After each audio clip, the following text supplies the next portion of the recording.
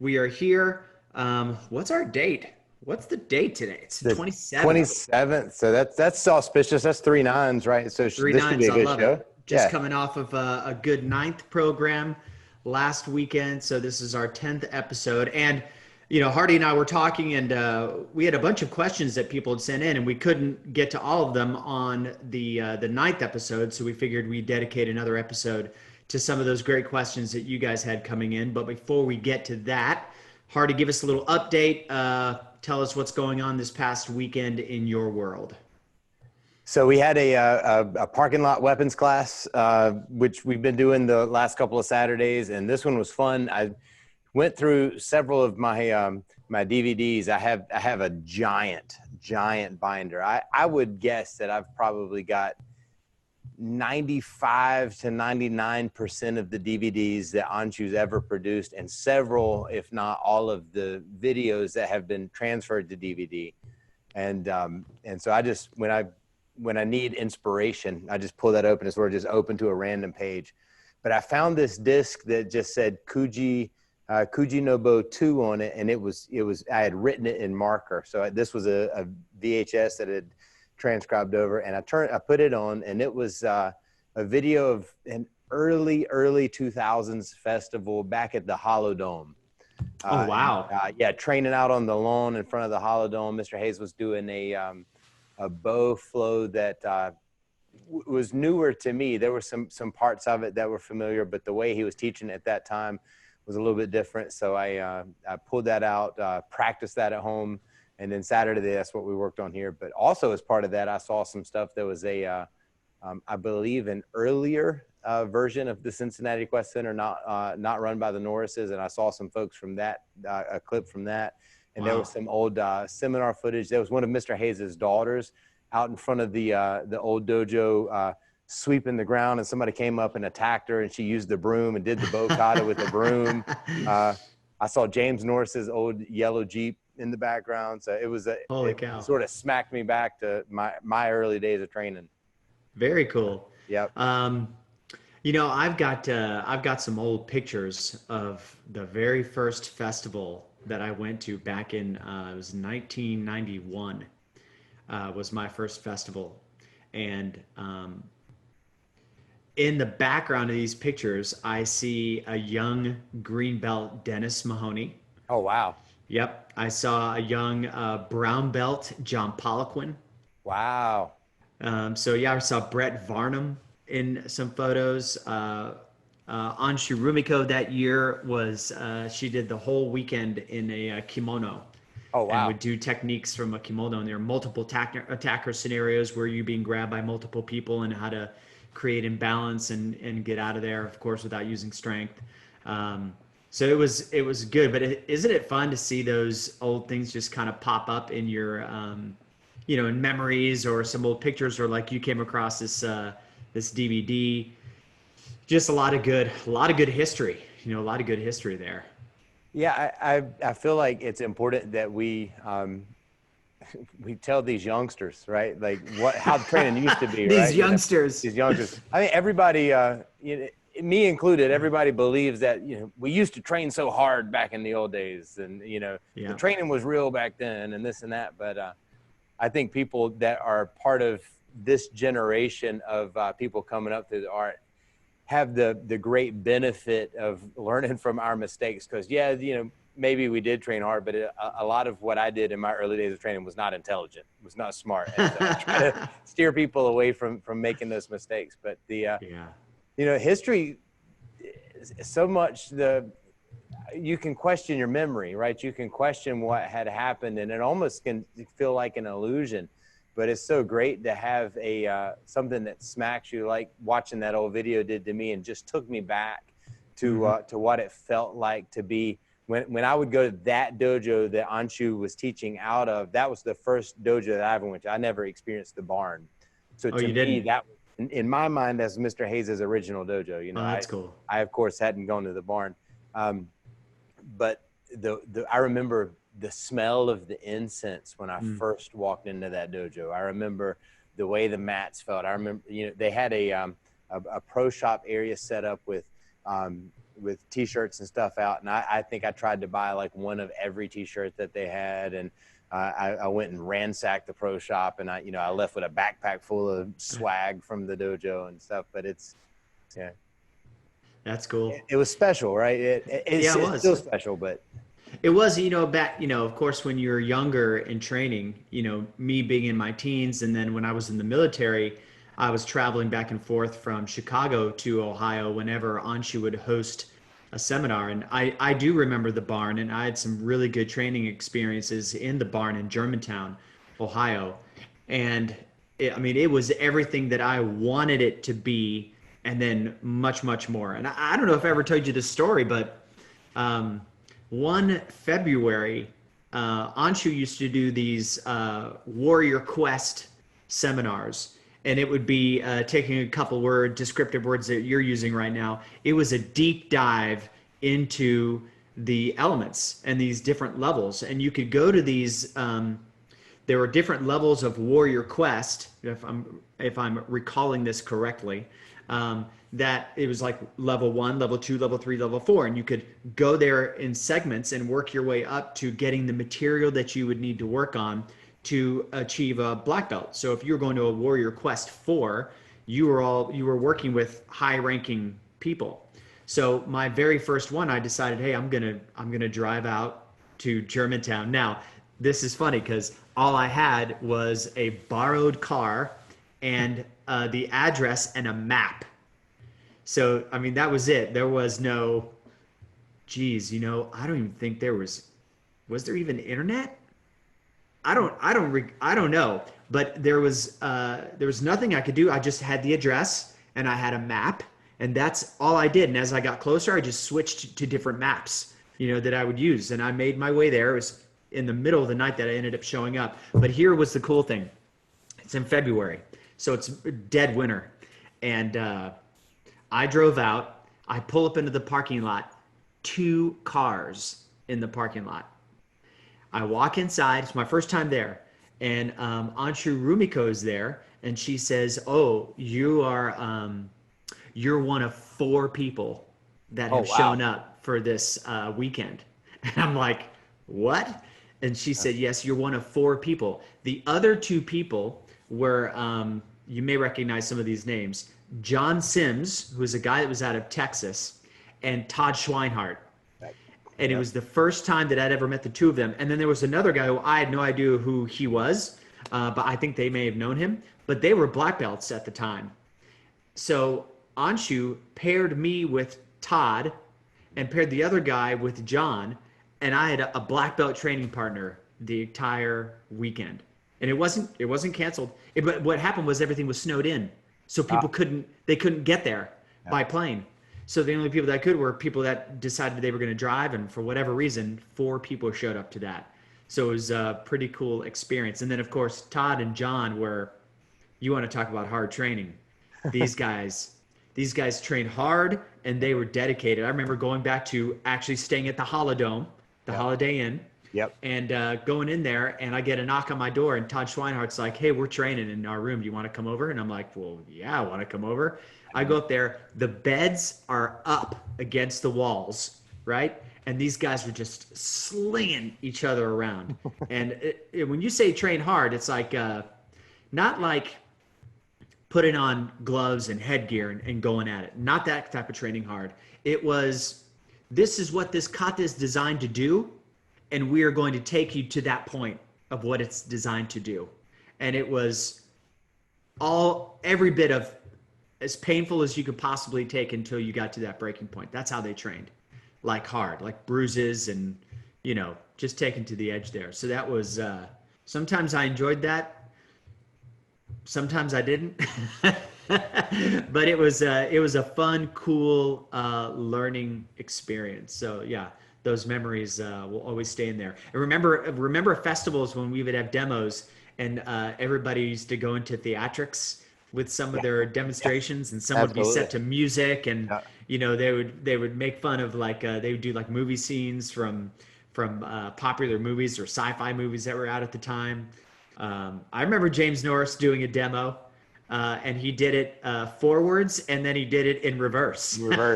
it was pretty fun. But yeah, those some great times. But they Well, make up who you are, and how you view the training today, and your what you took away from those types of learning experiences then still have some type of investment in how you move now and the energy and what you bring to your training. So, thank goodness for all those great fun, reckless experiences.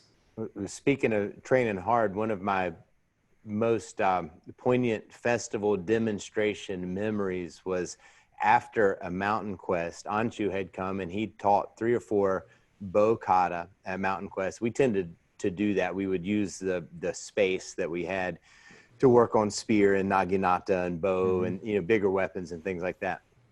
So I wanted to impress Anshu with how much focus I had, and I was going to learn all the stuff that he taught. So a buddy of mine and I put together a demonstration using the techniques that he taught at Mountain Quest, but we wanted to do it live. We wanted to do it full speed, full contact. So we did this so much and so fast that we literally could do it like blazing fast speed. By the end of our training sessions, you almost feel like you could smell wood burning from the sticks hitting. We were going that fast and that hard. Wow. And I was proud of this demonstration. I don't know that I was a black belt yet. I could, if I was a Shodan maybe. So we bowed at the beginning of the demonstration, and I had the bow and my buddy had the sword, and I did like goho fast. And then I did this tachi otoshi kata, and then he cut, and I went to take it away with this juji no kata variation that we practiced with a bow against a sword. And it probably took like 7.5 seconds for us to do like all 5 of the techniques that we were going to do. Like we just, flew. So you weren't going slow. Not at all. As fast as possible. As fast as I could, like right on the edge of like the stick flying out of my hands. And we finished and we bowed, and I was huffing and puffing and all like, tense from it. And I was so proud of myself. And I managed to catch Anshu in the, I must have been a black belt because it was black belt demonstrations. But I managed to catch Anshu in the hallway after. And I was like, what do you think, sir? Like I was doing all the stuff that you taught. Oh boy. He was like, well, it was fast, and walked off. And, and you're like, oh. But I took a lot from that, right? Like that's, I have people all the time, and I'm sure you do as well as a martial arts instructor, say, can you do that full speed? And sometimes full speed is not impressively fast, right? Sometimes it's more about the timing than the speed, sophistication in the transitions and that sort of thing. And that was such a huge learning point for me. I was very stuck on realistic training, combat speed. I got to be able to do this as hard and as fast as possible. Which, a lot of the questions that we left on tonight's, Q&A are questions related to that. What would this look like in terms of like realistic and realism? And one of the first ones that I want to ask is like, and this was a follow-up question to another thing, but I think it's an important lead in, is do you think it's important that the training is realistic? But I think and that's the end of the question, but the caveat to it is, what do you define as the important realism that needs to be in there? And, I've got my own thoughts, but I'd love to hear what you have to say about this. So it's a really good question, because I think there are multiple layers that happen within someone's training experience from the time that they step foot into the dojo to the time that if they choose to go to an advanced rank as a black belt.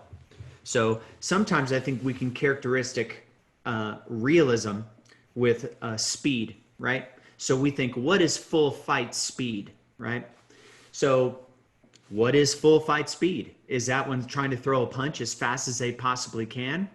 I've seen fights that have happened literally in slow motion, to where somebody was getting pushed around, and at the moment that they hit, it wasn't even like grease lightning. It wasn't fast at all. I've seen a fight be on the ground that was real, that stayed there for about 3 minutes while they were both trying to, it was a schoolyard fight when I was in high school, but it was It wasn't fast. It was just guys trying to get positioned to be able to do something. And then it was broken up. So I think real will define itself in different ways as you go through the training. So someone who's just starting out, real for them is, what is it really like to hit a target? I've never hit anything before in my life. This is a reality for me to be doing something physically to something like that, where I know the background of it is this is going to induce some type of effect that is going to be painful. Okay. That can be a real experience. I think later, the way that we keep the training real is the energy of what is happening is honest, that I'm understanding the distance between myself and where the other person is in space. Because unfortunately, what no real martial art can do is take it to a point in the training anyway, in an environment where you're learning this and your training as real as you can. You're not going to take it to a point where someone is permanently injured, or where someone is knocked out, or where someone is something is broken, right? You're not going to take it there. So there's varying degrees of what real is, particularly with Toshindo, at any given aspect of what it is that you're studying, right? So you could easily look at what an attacker is doing and say, okay, here's the reality of what's going on. And you can show somebody up to a certain point that this is what you're dealing with. This is the reality of what it is that you're trying to defend yourself against. And then there's different levels of intensity, not so much speed, but intensity in which that attack is done. And that intensity has to equate to the person's comfort level with their training partner and the comfort with their own skill level. So if some of those facets aren't in place, or you're not at a certain level yet, then you can feel that what you're doing is not real. And that can happen from both sides. You get what I'm saying? Yeah. Like you said, the facets of it, there's not going to be real fight level. There shouldn't be real fight level consequences to the actions. If that's Correct. what people mean with realism, that's unsafe. You're not going to have for very long people that pride themselves in that. But I bet you don't get very far in martial arts if you're constantly hurting each other. You can't. That's right. That's right. So, recently I put up a post just as, I put it up on the NSD Toshindo forum on Facebook. And the thought that had come across my mind while I was making this post was, we can do, especially like with our weapons training, we can do certain things where we're moving through a kata, right? So we have the model of what it is that we're working on.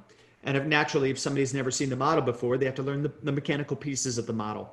So they know where they should be. They know how to position themselves if you're working with a hanbo or kasari fundo or a knife or, any one of our tools, where I need to be and what it is that I'm doing. This is the problem that I'm trying to solve. So you get, A, B, C, D, and then you work on it with a training partner, but in different phases, I think the training partner's job is to just lend themselves to you so you can work on what the mechanics are without having any sense of danger. Okay, I'm just trying to learn the pieces. Then the next step beyond that is whoever your training partner is when you're working with them, they have to be making sure that even though they're going slow, that they are really trying to get you, meaning the space is right, their targeting is correct, okay? And we haven't yet dialed in the speed of intensity, because I think those should go together, right? Speed of intensity and what it is that I'm intending to do, okay?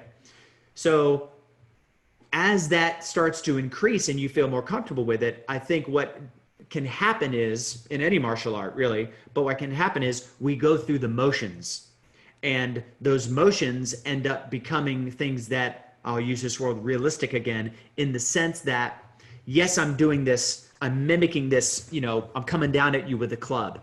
But we have to make sure that, yes, I may be coming down at you with a club, but am I really hitting you? Like, are you really in range for me to hit? Or am I just taking this club and I'm putting it in your space, and now you're doing a thing? You know what I'm saying? So that's the other side of the reality that we have to look at, is make sure we're being true to one another, right? And it's one of those things where you have to go in those stages, I think. Otherwise, you can get lost and your brain will get caught up in just doing the thing. And then before you know it, you're training unrealistically, because from a third party looking in, you could see that, oh, you know, this club, if you didn't do anything, it wasn't going to hit you anyway. So what you're refabricating is false training, or the false illusion that you're doing a thing against somebody when they'd be maybe about 6 inches to a foot and a half closer. So that, you know, in a long sense, I think that is one answer, you know, to that question.